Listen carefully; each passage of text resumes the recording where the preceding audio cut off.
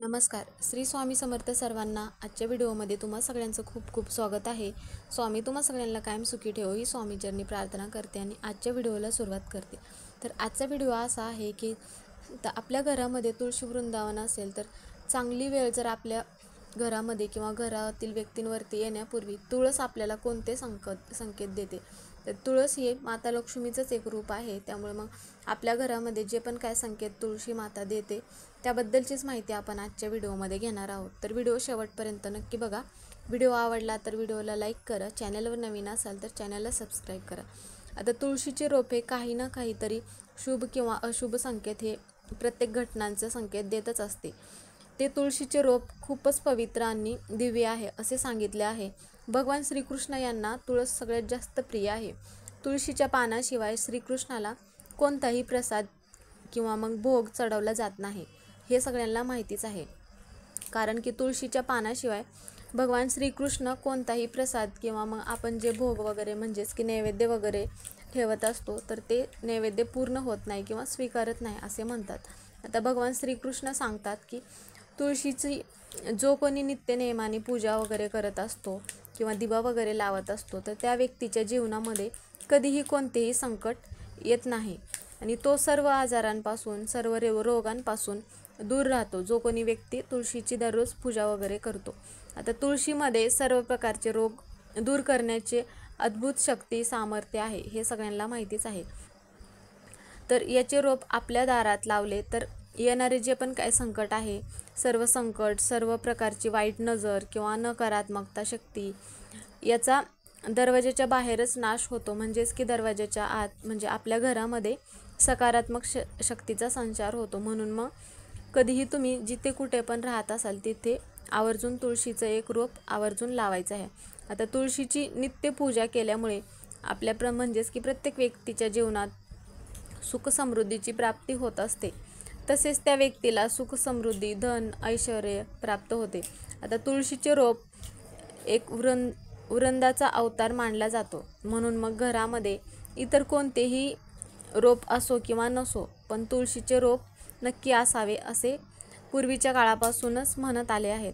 आता तुम्हाला जर जास्त झाडे रोपटे लावण्याची आवड असेल तर मग तुम्ही तुमच्या आवडीची जी कोणती पण इतर रोपटे आहेत म्हणा किंवा मग जी इतर कोणतीही झाडे तुम्हाला आवडत असतील तर ती झाडे तुम्ही तुमच्या दारापुढे लावू शकता. परंतु तुळशीचे जे रोप आहे तर ते आपल्या दारापुढे किंवा आपल्या घरी आवर्जून लावायचे आहे. आता जर घरामध्ये माता लक्ष्मीचे आगमन होणार असेल आपल्या घरामध्ये तर मग तुमची तुळस चांगली फुललेली दिसते. तिला मग नवीन हिरवीगार पाने येऊ लागतात आणि मग तुळशीचे रोप टवटवीत दिसू लागते. दररोज महिलांनी नित्यनेमाने तुळशीला पाणी अर्पण करावे. तुळशीला नेहमी पिण्याचे शुद्ध पाणी अर्पण करावे. कोणतेही खराब पाणी किंवा दूषित पाणी अर्पण करू नये. जर तुळशीला दूषित पाणी आपण अर्पण केले तर मग आपल्याला काय होतं की त्याचे चांगले फळ मिळत नाही. आपल्याला त्याचे दुष्परिणाम भोगावे लागतात. म्हणून मग तुळशी मातेला कधीही स्वच्छ आणि पाणी अर्पण करायचं आहे. आता जर तुमच्या तुळशीच्या रोपाच्या कुंडीमध्ये इतर नवीन तुळशीची रोपं येऊ लागली तर मग हे शुभ लक्षण आहे.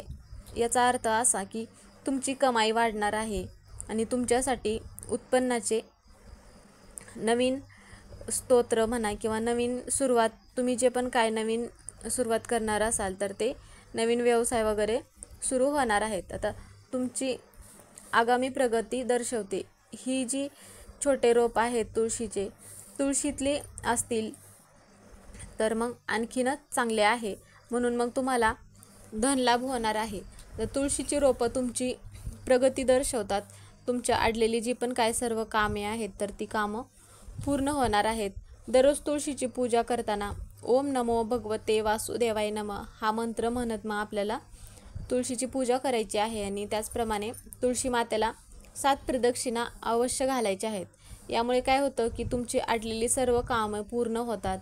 तसेच मग परंतु कोणत्याही कामांमध्ये विनाकारण अडचणी येत असतील तर मग काय करायचं आहे तुमची अडलेली जे पण काय कामं वगैरे लवकरात लवकर परत मिळवावीत. म्हणून मग काही वेळा तुम्ही बघितले असेल की तुळशीची जी पण काही रोपं आहेत तर ती अचानक सुकलेली, तुळशीची कितीही काळजी तुम्ही घेत असाल, दररोज पाणी वगैरे घालत असाल किंवा काळजी वगैरे घेत असाल, तरीही ते रोप सतत सुकत असेल, तर मग याचे हे संकेत सांगितले जाते की आपल्या घरात कोणत्या तरी नकारात्मक शक्तीचा वास आहे किंवा मग आपल्या घरावर कोणते तरी मोठे संकट येणार आहे. त्यामुळे तुळशीचे रोप सुकले तर याचा अर्थ असा होतो की आपण कोणत्या तरी कारणाने आपले धन खूप खर्च होणार आहे. म्हणून मग तुळशीचे रोप तुम्ही कधीही सुकू देऊ नका. वेळच्या वेळी त्याची काळजी घ्या. रोजच्या रोज स्वच्छ करत जा. त्याच्यामध्ये दररोज नित्यनेमाने तुम्ही पिण्याचे जे पण काही स्वच्छ पाणी आहे तर ते पाणी घालत जा आणि तुळशीच्या रोपाची काळजी घ्या. तसेच मग आपल्या दारात कोणतेही सुकलेले झाड असू देऊ नये. तुळशीचेच नाही की इतर कोणतेही झाड तुम्ही दारामध्ये सुकलेले असू देऊ नका. दारातली जी पण काही झाडं आहेत तर ती नेहमी हिरवीगार टवटवीत असावी. त्यामुळे काय होतं की आपल्या घरामध्ये पण सकारात्मक ऊर्जा प्रवेश करते. त्यामुळे आपल्या संसारासाठी झाडांचा ज्याप्रमाणे फुलांप्रमाणे संसार फुलला जातो असे म्हटले जाते. म्हणून मग आपल्या घरातील वातावरण पण खेळतं आणि टवटवीत असतं. जर घरासमोरील झाडे सुकलेली टवटवीत नसतील तर मग घरामध्ये पण नकारात्मक ऊर्जांचा वास तयार होतो. अशा सुकलेल्या वाळलेल्या झाडांपासून आपल्याला शुभ परिणाम मिळत नाहीत. म्हणून मग अशी जी झाडे घरासमोरून काढून टाकावी आणि नवीन झाडे मग तुम्ही लावू शकता. आणि जी पण काही नवीन झाडे लावली असतील तर त्या झाडांची पण अवश्य काळजी घ्यायची आहे. आता तुळशीचे रोप हिरवेगार फुललेले दिसले तर मग बहर येऊन नवीन मंजिरी धरू लागले तर मग समजून घ्या की तुमच्या वास्तूवर माता लक्ष्मीची कृपा आहे. त्यामुळे मग तुळशीच्या रोपाला दररोज नित्यनेमाने पाणी घालत जा आणि तुळशीची काळजी घेत जा. जर एखाद्या गृहिणीला तिचा पती तिला त्रास देत असेल तर मग तिचे दररोज नित्यनेमाने तुळशीला पाणी घातल्याशिवाय अन्नाचा कण किंवा मग पाण्याचा एक थेंब न पिण्याचा संकल्प करावा. यामुळे तिला उत्तम पती सौख्य लाभेल व तिचा संसार सुखाचा होईल. मग तुळशीजवळ उभे राहून जर तुम्हाला जमले तर तुम्ही श्री सूक्त किंवा लक्ष्मी सूक्ताचा पाठ करावा. यामुळे वस्तूंची भरभराट आणि मनाची एकाग्रता होते. म्हणून मग घरामधील प्रगती होते. येणारे जे पण काय अडथळे आहेत तर ते अडथळे पण दूर होऊ शकतात.